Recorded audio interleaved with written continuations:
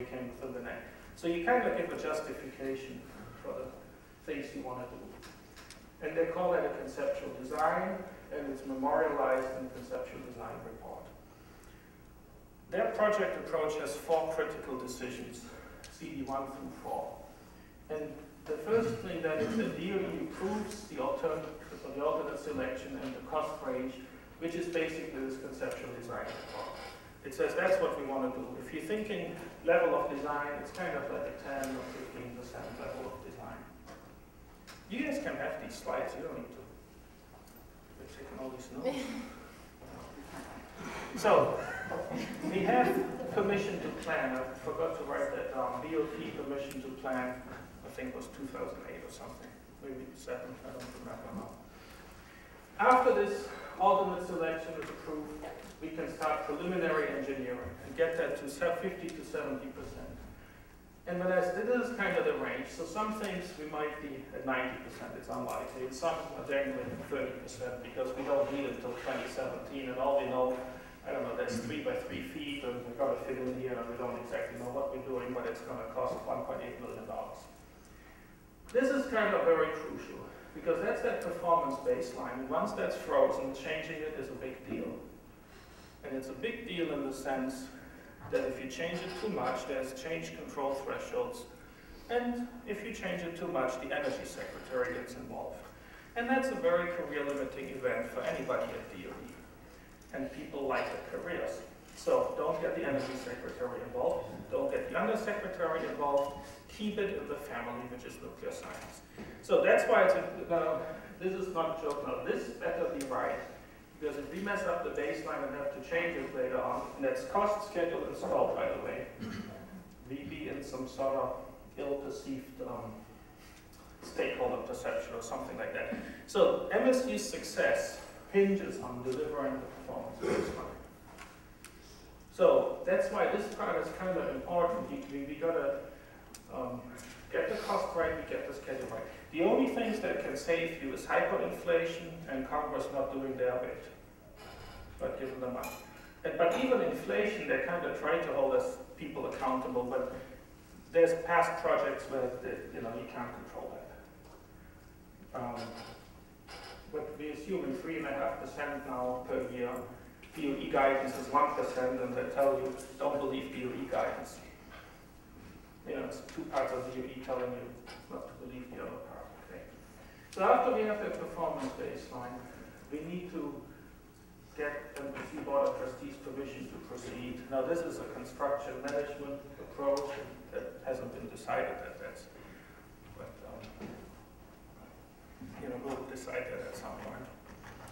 So, and then we start construction. Sorry, we need to do the final design yet.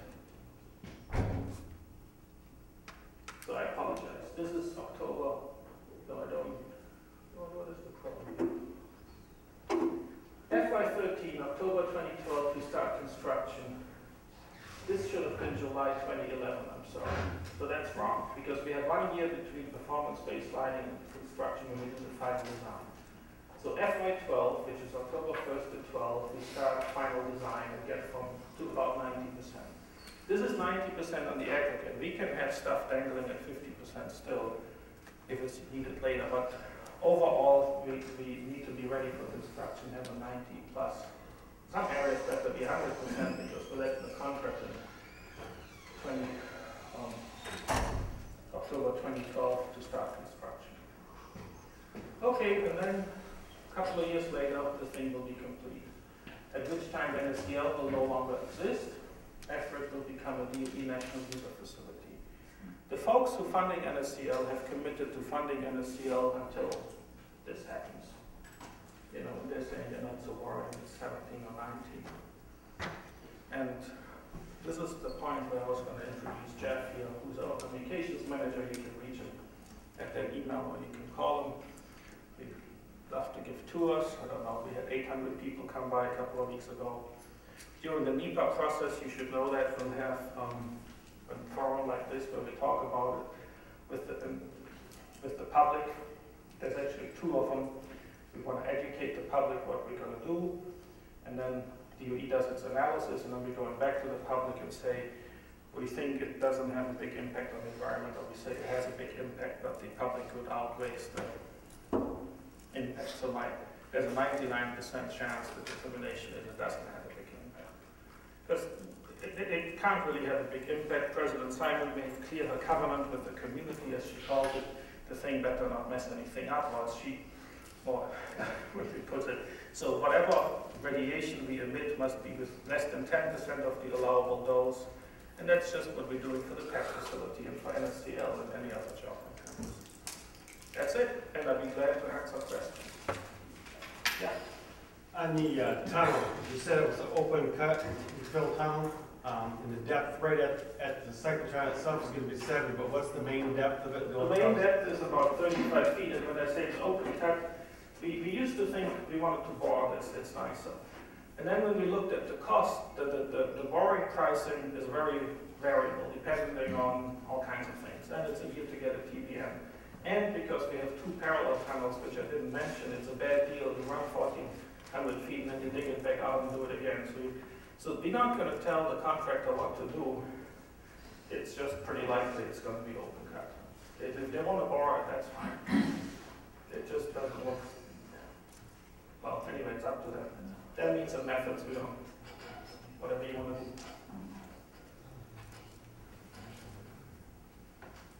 do. We did about 11 holes now, and the geotech is almost back on its back. I don't remember that yet. But there needs to be a lot of sheet piling because the whole thing, some preliminary MTH thing was that you can have 30 degrees because the thing is a little soft. But that's all. And I forgot about the woods. What is it called? Sorry. So in front of Wharton, there's these woods which we need to protect. So we don't want to mess with these trees here. So that there's definitely shield piling on this side, and we're going to see what happens on the other side. Yeah. Is all of that aligned with around that? That's just your construction area? Yeah, that's laid out area for the contractor. And how is this going to affect the Lot 89 East expansion if you're using that same lot for the material storage or soils? He's not.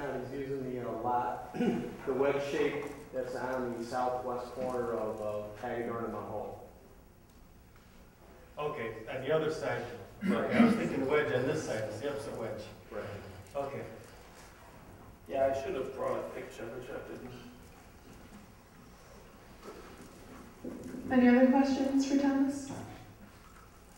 No one? People just scratching your head? Okay. So I think, there'll probably be another update in 10 years now. So it's probably going to come back up a couple of, maybe every year, I don't know. Yes, you're welcome anytime. Well, you tell me when to come. Thank you. Thank you very much.